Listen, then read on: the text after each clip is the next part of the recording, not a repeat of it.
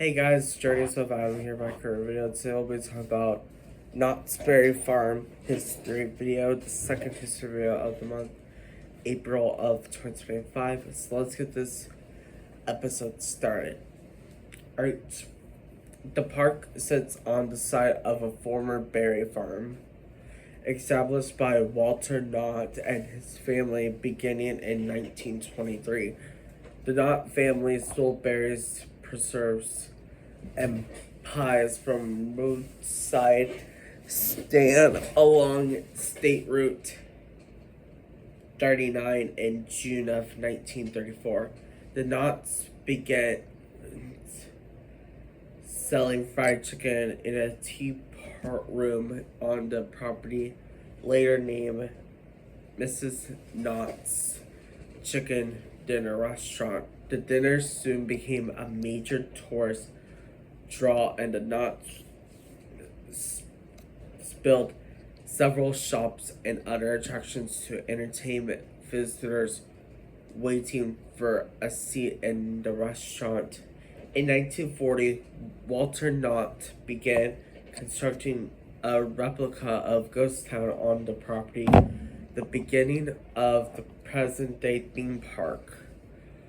Ghost Town was Walter Knott's tribute to the pioneers, which included his own grandparents, who came to California in a covered wagon from Texas in 1868.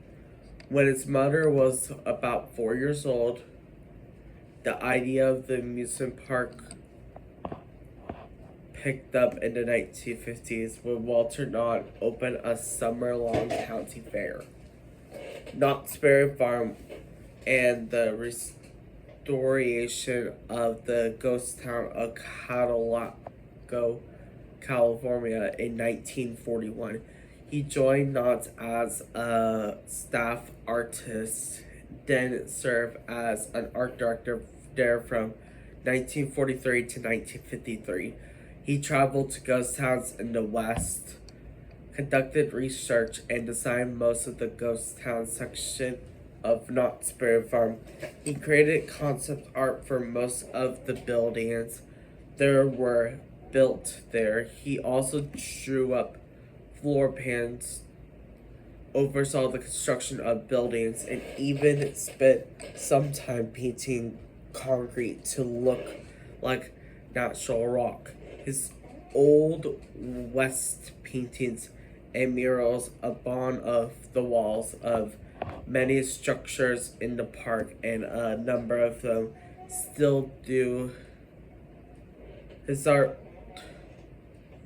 was also used extensively in Knott's newspapers, menus, brochures, catalogs, and other publications.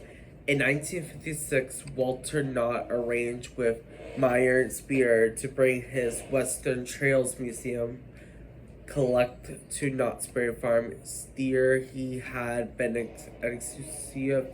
exclusive supporter of Walter Knott's efforts to create Ghost Town, and had written articles for Knott's newspaper, the Ghost Town News, in 1956. 20 years later, after creating his museum, Meyer Spear, at age 72, donated the carefully cataloged collection of 30,000 items to Knott's in return for Knott's housing it, displaying it, and naming Spear as Cultural Spear, continuing in the position until he retired in 1969. At the age of 84, the museum was once housed in a building which has since been resold as Knott's Berry Farm between Jerry's Barn, now known as the Wilderness Hall, and in the schoolhouse. The Western Trails Museum at Knott is now just outside of the saloon in Ghost Town. The park became a popular destination for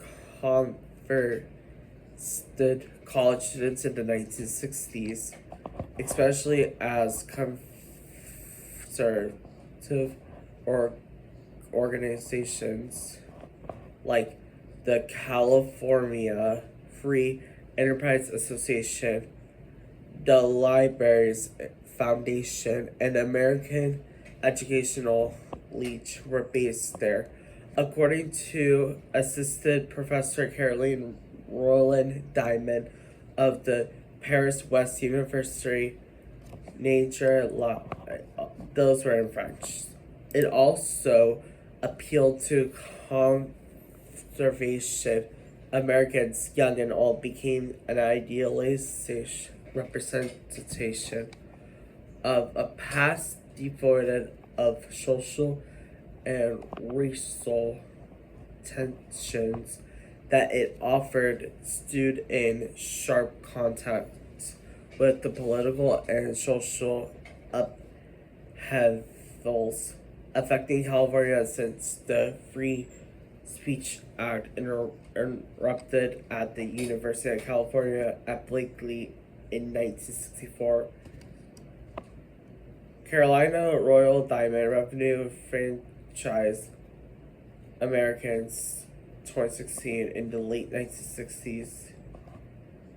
A 10-foot high, 3.0 meters brick wall with barbed wire embedded into the top was constructed around Ghost Town in 1968. An admission pass was required to get into that section of the park, ostensibly to keep out the hippies and local long-haired youth from free hanging out in the park. There were on occasion causing problems and discarding the Knott's family image. The entry price originally became set at $1 for adults and 25 cents for children. Previously to this, entry was free and the cost was based on purchasing a ticket for each ride using the A to E ticketing system similar to that of Disneyland. The Calico Log Ride, the original name of the Timber Mountain Log Ride, opened in 1969. Also during this period, an attempt to create a monorail system between Knott and Disneyland was reportedly in the works for many years. However, project construction never began due to cost and legal issues, obtaining needing property and gaining necessary right-of-way access. When Calendar Knott died on April 12, 1974, Walter turned his attention towards political causes. The Roaring Twenties rethemed Gypsy Camp in the 1970s with the addition of nostalgia, traditional amusement area, wheeler dealer, bumper cars, and not spare wide tails. Then with the northern expansion of a 1920s era Knott's airfield theme area featured the Cloud9 dance hall, sky cabin / sky jump, a motorcycle chase, steeplechase roller coaster above the electric guided rail, gasoline alley car ride, the Sky Tower with illuminated K and logo script at the top was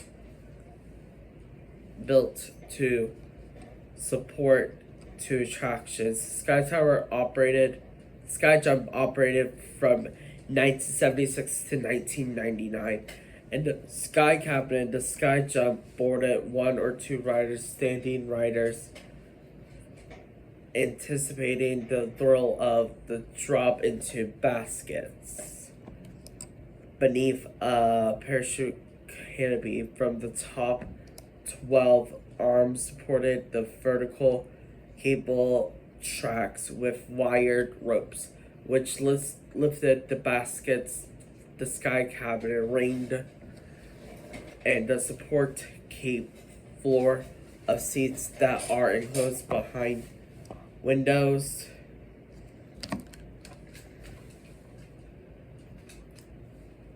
Its ring revolves it slowly as it rises to the back and top, offering a pleasant changing visa. It is very sensitive to weather and passenger motion, such as walking, which is prohibited during the trip. During wind 25 plus miles per hour or rain, it is closed when built. The tower was the tallest structure in Orange County, a designated briefly held by Windseeker. Its relocation to Rolls of Fun in 2012. Motorcycle Chase, a modernized steeplechase roller coaster built in 1976 by Aero Development, featuring single motorbike themed vehicles racing side by side, each on one of 4 parallel tracks launched together. 1 or 2 riders straddle each Indian motorcycle attraction vehicle. The tubular steel monorail track closely followed dip and bumps in the road, entitled to lean riders about the curves of Gasoline Galley. An electric steel guide rail car ride below was built together and intimately intertwined with which enhanced ride-to-ride interaction through valve. Riders' safety concerns of the high center of gravity, coupled with the method of riders' restraints, caused it to be redeemed to wacky soapbox racers, with vehicles deemed to look like soapbox racers, each seating 2 riders strapped in a low, nearly straddling the track, surrounded by the close-fitting car slides, and the dips and bumps of the tracks were straightened flat in 1980. Motorcycle / wacky soapbox racers was removed in 1996 for a dueling coaster, whim jogger, surf racers, and now Accelerator, a vertical launch coaster. It takes its place. On December 3rd, 1981, Walter Knott died, survived by his children, who would continue to operate Knott's as a family business for another 14 years. In the 1980s, Knott's built the Cadillac Barn Dance, featuring Bobby and Clyde as the house band. It was during the heights of the urban cowboy era, was featured in Knott's TV commercials during the 1980s.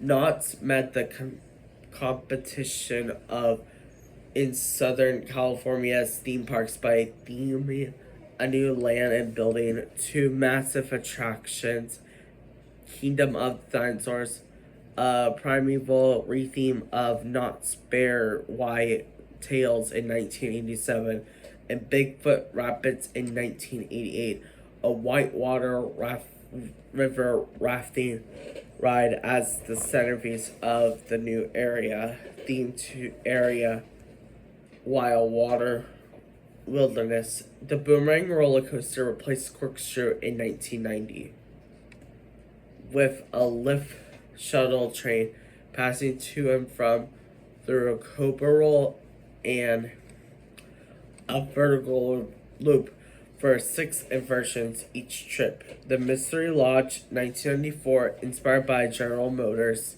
Spirit Lodge Pavilion, was a live show Armageddon with pepper ghost and other special effects, which was among the most popular exhibits at Expo 86 in Vancouver, British Columbia, Canada, which was produced by Bob Rogers of PRC Imagination Arts and created with the assistance of the Nature Reserve.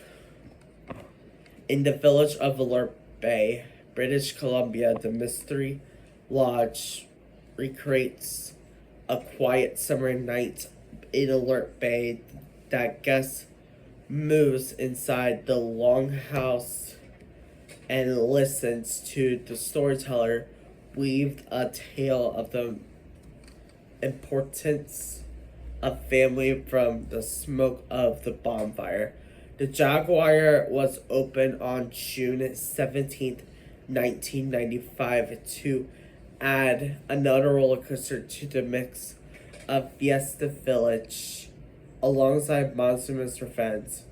Next topic we're going to talk about is new owners. In the 1990s, after Walter and Clarina died, their children decided to sell off their business. In 1995, the Knott family sold the food specifically business to Gong Arc Inc., which later resold the brand up to the GM Smucker Company in 2008.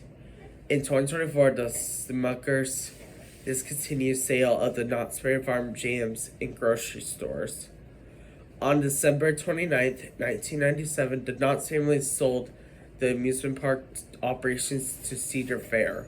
Additionally, Knotts were given an opportunity to sell the park to the Walt Disney Company. The park would have been amalgamated into the Disneyland Resort and converted it into Disney's America, which had previously failed to be built near Washington, D.C. The Knott's refused to sell the park to Disney out of the fear that most of what Walter Knott had built would be eliminated. In the late 1990s, Cedar Fair also required the Biennial Park Hotel, located at the northwest corner of the Grand and Crescent Avenues. It was then brought up to standards and branded resort as a franchise in 2004. The park renamed the resort hotel to Knott's Berry Farm Resort Hotel. Post Cedar Fair acquire. Since being acquired by Cedar Fair, the park has seen an aggressive shift towards thrill rides with the construction of several large roller coasters and the addition of a record-breaking shoot rides named Paralyzed Plunge. Paralyzed Plunge had a record of being the tallest and steepest water ride in the world until September of 2012, when it was closed and removed. Also in 2013, Knott's Berry Farm announced that one of the most popular rides at the park, the Timber Mountain Log Ride, will be closed for a significant 5-month refurbishment led by Gardner Holt Production Inc. On May 25th, 2013, Knott's Berry Farm added 3 new family rides on the side of the former Paralyzed Plunge, including a wild mouse coaster called Ghost Rider, a scrambler flat ride called Pacific Scrambler, and Surfside Gliders. All 3 were construction in the boardwalk section of the park. An old bridge that connected the exit of Ghost Rider and the boardwalk became the entrance of Surfside Gliders and Pacific Scrambler. Following the 2013 season, Knott's Berry Farm removed Windseeker and moved it to Worlds of Fun, where it reopened in 2014 for the 2014 season. The historical Cadillac Mine ride underwent a major refurbishment completed in 6 months. During the fall of 2019, Knott's Berry Farm announced the return of Knott's Berry Tales as an interactive 4D dark ride as part of the park's 100th anniversary in 2020. With the Knott's Bear Wide Tales returned to the fair. However, the park was indefinitely shut down due to the COVID-19 pandemic, ending its operation at the end of the operating day on March 13th, 2020. Knott's Bear White Tails and other planned changes to the parks were postponed until into 2021. In June of 2020, Knott's Marketplace reopened with health guidelines in place. The following month, the park introduced Taste of Calico, an outdoor food festival on weekends located in the ghost section of the park. The event involved over the season becoming Taste of Knott's, where it expanded into Fiesta Village and the Boardwalk Taste of Halloween during the fall season, and Taste of Merry Farm for the Christmas holiday season, which was canceled in December 2020 due to the regular stay at home order issued by California Governor Gavin Newsom. Amusement Today recognized the Taste of events in its annual Golden Ticket Rewards, awarding the park under the category in the industry leader amusement park / theme park for its innovation approach. Knott's Berry Farm returned to normal operation on May 6, 2021, including the debut of the delayed Knott's Bear Wide Tales attraction originally planned for 2020. On July 1st, 2024, Cedar Fair merged with Six Flags and combined Six Flags Entertainment Corporation took over Knott's Berry Farm, making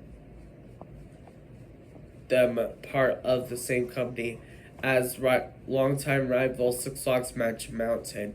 Cedar Fair still has some control of the company. Annual theme park events. The park's annual Not Scary Farm has drawn crowds since 1973. The idea for this event was presented at one of the regularly scheduled roundtable meetings for managers by Patricia Paulson. The actual event was created by Bill Hollingshed, Gary, Martha, and Gene Wilhelm, along with other members of Knott's Berry Farm Entertainment Department, such as documented in the DVD Season of Scream, Intentionally Fake Corpse, and other static figures were rehands from a Hollywood prop house. But Bud, the creator of the mine ride, log ride, and other rides at Knott's, decided that this wasn't enough. He dressed up in a gorilla suit and starting to scare guests on the mine ride. Halloween Haunt was an instant hit, and by the next year, the event sold out nightly. During this specially ticketed event, the entire park, or majority portions of itself, redeems itself into a haunted house style attraction in the form of mazes and scare zones. In the evening, over 1,000 specially employed monsters are also scattered, often hidden out of view throughout the park at this time. Some of the characters have become well known, such as the Green Witch, which was portrayed by Carolyn Parker from 1983 to 2017. The longest of any performer. Several attractions are decorated for the event, including the Timber Mountain Log Ride and Cadillac Mine Train, and there are 13 mazes of various themes. Was introduced into the Halloween event in 1982. and was prominently featured in many Halloween haunt events until 2001. According to postings of her MySpace page was released from her contract by the park's new owners due to their wanting a more family friendly, appealing. She returned for one night in 2012 for the 40th anniversary event, then again in her nightly show from 2014 to 2017. During October, Knott's Scary Farm generates half of revenue for Knott's Scary Farm fiscal year. Seasons of Scream is a DVD production by an independent company that traces the beginnings of Halloween Haunt and the story behind how it all got started back in 1973. Season of Screams also highlights recent Halloween haunts. Winter Coaster Solstice is an event that takes place on the first or second weekend of March every year, which roller coaster enthusiasts can come before the park opens and stay after the park closes to ride the rides, eat at the chicken dinner restaurant. It is intended to provide solace to visit the other parts of the country where theme parks and roller coasters are seasonally, not year-round operations like the Southern California parks. Knott's Scary Farm also used the attendees behind-the-scenes tours of the rides. A Christmas event known as Knott's Merry Farm also happens annually. Previously, Merry Farm events have included manufacturer snow, handcraft exhibits, and a visit with Santa Claus. This event was created by Gary in the fall of 1985. Praise has been a Christian-themed celebration presented for many years as a mix in seasonal event of music and comedy on New Year's Eve. Every spring, a poison-themed food festival is held at Knott's Berry Farm. Knott's that has food and drink prepared in a variety of ways with poison berries, with a B. There are special shows and music for the multi-week event. Well, everyone, I hope you guys enjoyed this Knott's Berry Farm history video. Hopefully you guys learned some information about Knott's that you guys haven't heard about before. Knott's Berry Farm is located just 10 minutes down the road from Disneyland. So if you have time to go, if you ever go to Disneyland, also go check out that park as well. I will see you guys in the next video. Until then, have a great rest of your day. Bye, guys.